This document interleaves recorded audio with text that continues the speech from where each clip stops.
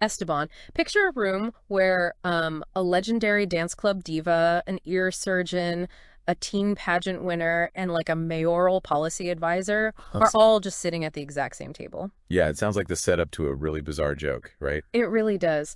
But in 3 weeks, right in your backyard in Los Angeles, it's actually going to be a reality. Right, because we're looking at the official honoree announcement for the 2026 Diversity News Magazine Awards, which is taking place on August 22nd. Exactly. And since today is July 30, 2026, we thought it would be, the perfect time to do this custom-tailored exploration into the source material just for you, Esteban. And what makes this specific document so fascinating isn't just, well, the sheer variety of the people being awarded. Right. It's what that variety actually reveals about how a city functions. Okay, let's unpack this. Our mission today is to decode what community impact actually looks like when you look past the standard expected award categories. Because usually people think of community impact as this traditional top-down hierarchy. Yeah, exactly. But think of this list of honorees instead as a community ecosystem.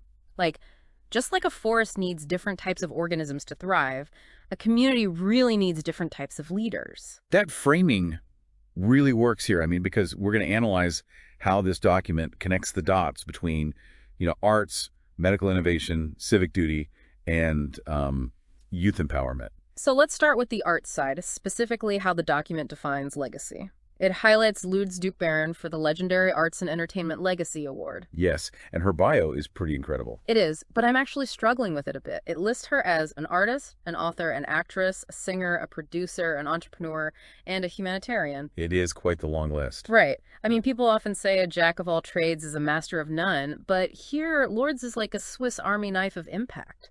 Is it even possible to leave a legacy in that many fields? What's fascinating here is that true legacy, at least in this context, isn't about a specific job title. It's about the consistent application of influence. Oh, so it's not about being the best at one single thing. Exactly. When she writes a book, she leverages her entertainment audience to push her humanitarian efforts. She's moving social capital around between different ecosystems, which actually connects perfectly to Pepper Mache. Oh, yeah, Jean McClain, who is getting the legendary Voice in Dance Music Award. Right, because her iconic voice and lasting contributions to dance music represent how cultural joy is a vital part of uplifting a community. Yeah, providing a soundtrack for people to gather and bond is profound leadership. It really is. That shared joy is the glue that makes people feel like they belong to a neighborhood in the first place. I love that. And if we are celebrating a legendary voice in dance music, it makes perfect sense that the next honoree focuses on our ability to actually hear that music. A very smooth transition, yeah. Thank you. So, here's where it gets really interesting. We have a hearing health doctor being honored right alongside civic advocates. You're talking about Dr. Kevin A. Pang and the House Institute Foundation getting the Excellence in Hearing Health and Medical Innovation Award, right? Yes, exactly.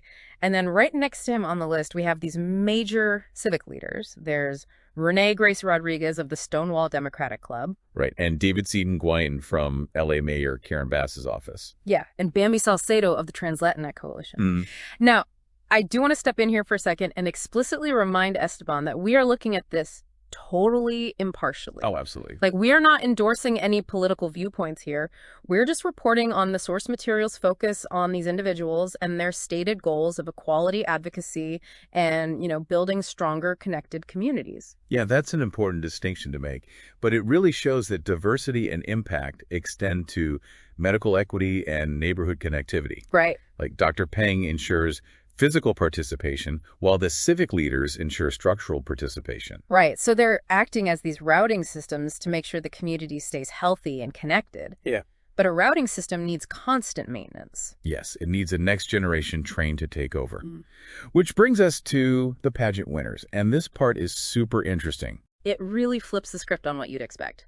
We've got Nicole Hahn, Miss Asia USA, and Jaslyn Baucho, Miss Teen Asia USA. Plus, Amaya Andrea Franco, who is Miss Teen Latina Global, and Andrea Huan, Mrs. Asia USA. So what does this all mean? Because when most people think of pageants, they think of evening gowns and, highly subjective beauty standards. Sure, yeah, that's the standard stereotype that most people have. But this document frames them entirely around concepts like global excellence, resilience, and academic excellence. Are pageants being rebranded as leadership incubators? If we connect this to the bigger picture, the awards are honoring these women not for their titles, but for the platform those titles provide. Oh, wow. So the crown is just a tool. Exactly. It's a tool to be youth empowerment ambassadors and to inspire the next generation to lead with purpose.